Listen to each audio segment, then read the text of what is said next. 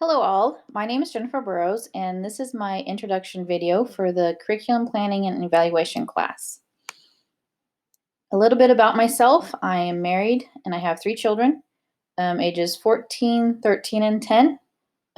They keep us pretty active with sports, dance, 4-H, and our hobbies. About myself, I have a bachelor's in criminal justice. I started out with being a probation officer. I then went in and got a licensed addiction counselor, and I was that for about 10 years. And then I moved and worked at the school district and started to get my teaching license through the transition to teach. And I obtained that. And now I'm working on finishing up my master's. And I teach 7th grade social studies at the middle school. Some of my short-term goals, obviously 1, to get my master's degree, to complete that degree. 2, develop communication. I feel like I need to develop communication with colleagues, students, and parents and find a good avenue that can be done with. Another one is training on dyslexia.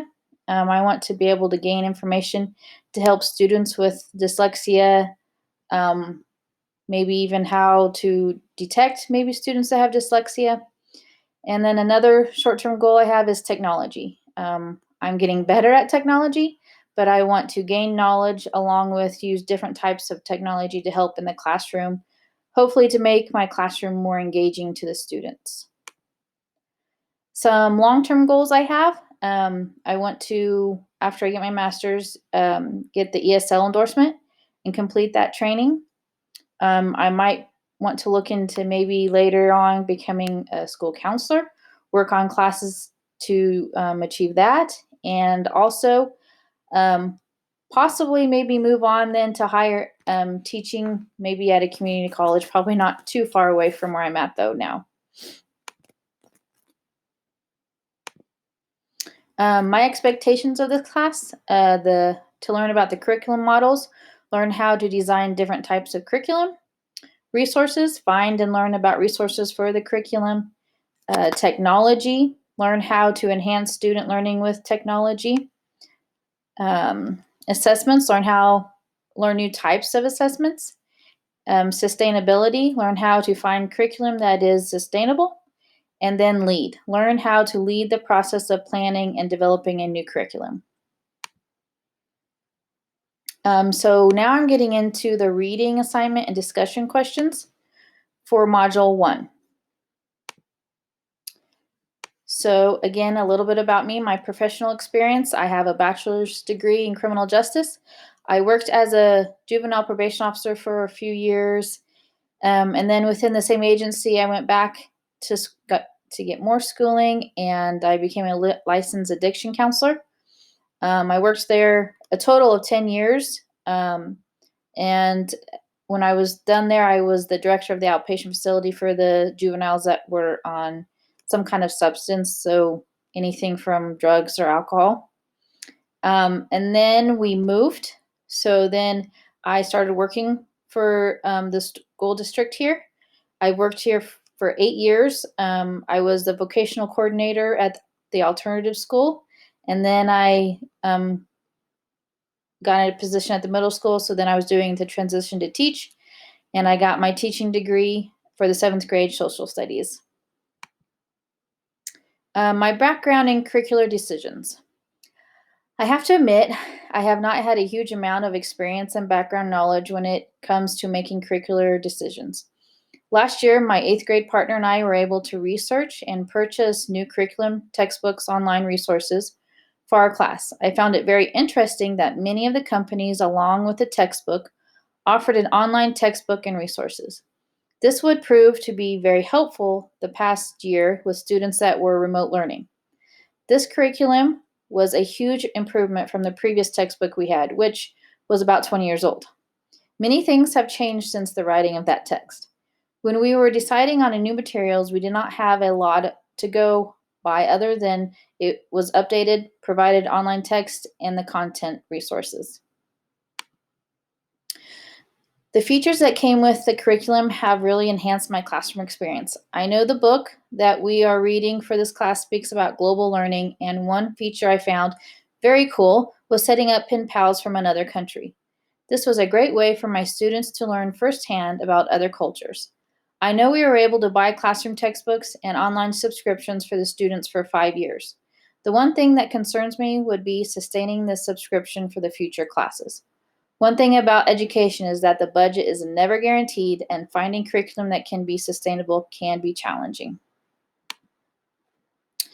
Some noteworthy ideas that I gained from um, the, the different texts from the book and also from the online articles. Upgrading curriculum, finding ways to enhance existing curriculum along with making it engaging and meaningful. Making this a growth model instead of doing the next trendy thing. New versions of school.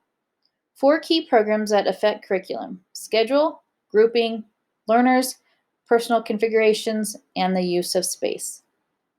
And then another one was the good old days. Sometimes we get stuck in the good old days of what we always have done.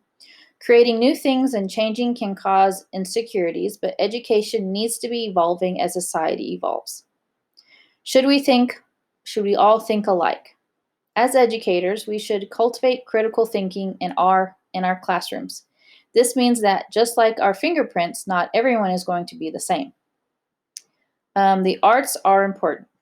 The arts are usually put on the back burner when it comes to learning, but all content areas should cultivate creativity within all learners. Digital delivery, finding resources beyond the textbook. As long as it is reliable, most digital sources are going to have current facts and information on content materials. It can be interest driven.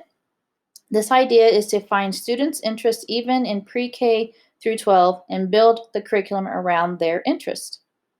Skills, real world readiness skills that need to be taught in school, such as collaboration, innovation, and critical thinking. More noteworthy ideas. Nano learning, taking information for students and putting it into bite-sized quantities. Students get a smaller amount of information in a shorter amount of time, which I have found this is probably a good thing. Their attention span is getting shorter and shorter. Virtual reality. Technology can be used to take students on field trips, explore virtual careers, and even immerse students into a second language. This is something I found very useful. I've used Google Earth in my classroom and Google Expeditions, where they can go off and actually kind of experience a little field trip of going maybe to the Aztecs or over to China to the Great Wall. Project-based learning. This method actively engages students into real-life projects. Teachers take a more facilitator role and students learn by doing. Experiential learning. This type of learning immerses students into real-world situations. Students practice planning, decision-making, and teamwork. Online schooling. This concept provides flexibility along with being cost-effective. This also provides availability to a wider range of learners. Digital citizenship. With the use of technology, it is important to teach students the appropriate way to use technology and how to be responsible with it. The social and emotional needs. Taking the time to not only nurture students' academics, but also the social emotional needs of students can improve the students as a whole. And gamification. This learning method uses games and rewards to entice students to learn. An area that I thought I would like to explore further was the experiential learning. This is a type of learning done by project-based projects, simulations, or role-playing to help student engagement. According to David Kolb, a typical experiential learning cycle consists of 4 stages: action, reflection, conceptualization, and application. This type of experience allows students to reflect together on the common context they learned. This allows the teacher to be more of a facilitator and leaves the students to do the intellectual heavy lifting of retrieving meaning from the experience. So 4 tips on experiential learning. Begin with the end in mind. First, have a clear vision on how this activity fits into the lesson. Define the activity's purpose and goal. Leave room for students' reactions. Be prepared for multiple plans that can be implemented and reconfigure based on students' responses and reactions. Keep radar up for interesting dilemmas. Experiential activities are authentic, so find real-world situations to bring into our classroom for students to analyze. And the fourth one, reflection is key to success. Be ready to ask students early and often to articulate what they are learning in regards to the academics along with social and emotional learning.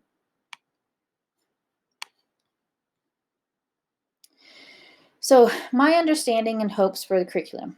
As I think about curriculum and what it should look like, I think about the students I want I think about the students.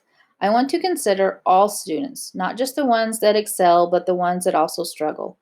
What kind of curriculum can I bring into my classroom that can enable every student to learn and be successful? What would this look like? My hope is that it would be engaging, promote creativity and critical thinking, along with encouraging the social and emotional needs of my students. With that, I feel the curriculum needs to be interest-based and make it relevant to the students of the 21st century. Curriculum needs to be developed so that it covers all the different types of learning. Students are made different, learn different, and come from all types of different backgrounds. So the curriculum we use needs to be diverse for all to learn. Albert Einstein is credited for saying that insanity is doing the same thing over and over and expecting different results. Is that what we are doing in the education field right now? Are we virtually doing the same thing over and over, but expecting to get different or better results? As educators, it may be time to start thinking outside the box and getting outside of our comfort zone.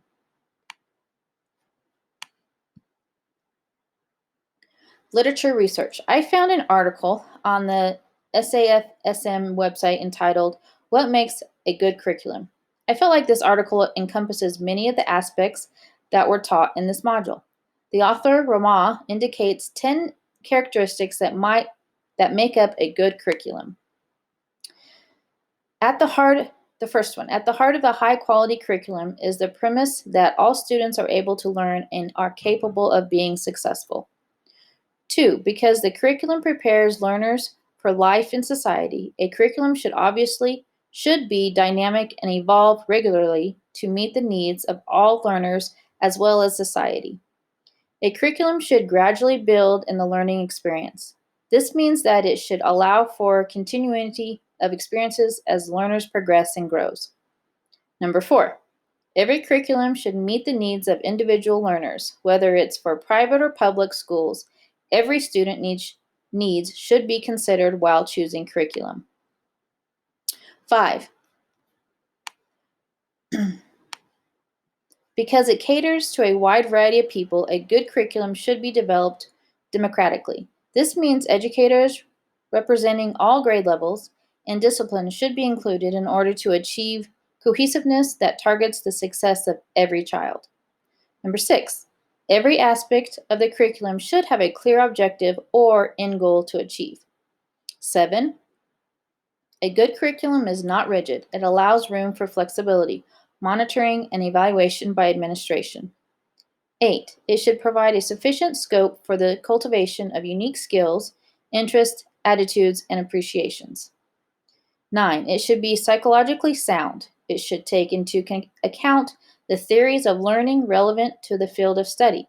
As such, a broad range of possible learning styles must also be considered. And 10, lastly, a curriculum should be responsible for personality development of all the learners. So, readiness for a new vision. This model has provided so many great ideas to develop curriculum.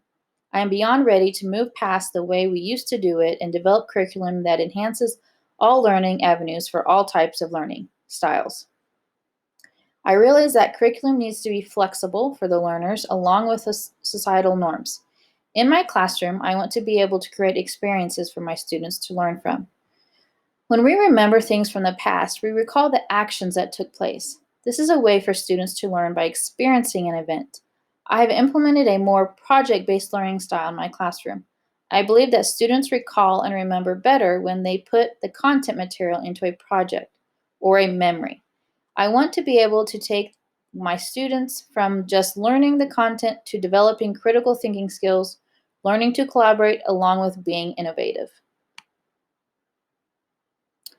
I would say, for the most part, my school is ready for a new vision on developing curriculum. Our school is one to one, so each student has the ability to excel in using technology.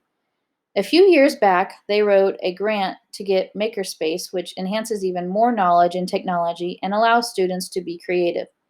In the middle school, we also offer students a Genius Hour elective that each student takes for 9 weeks. This class is a project that the students get to choose and work on for the entire 9 weeks. Another avenue that my school tries to improve upon is the social and emotional aspect of our students. We have what is called Unplugged, where students are not allowed on technology and the curriculum supports the social and emotional well being of the students. It is a chance for educators to build relationships with students and help them navigate the troubles of life. So, to my classmates, I would ask, what do you consider or look for in a quality curriculum? Here are my references that I used, and I'd like to thank you for listening. Bye, guys.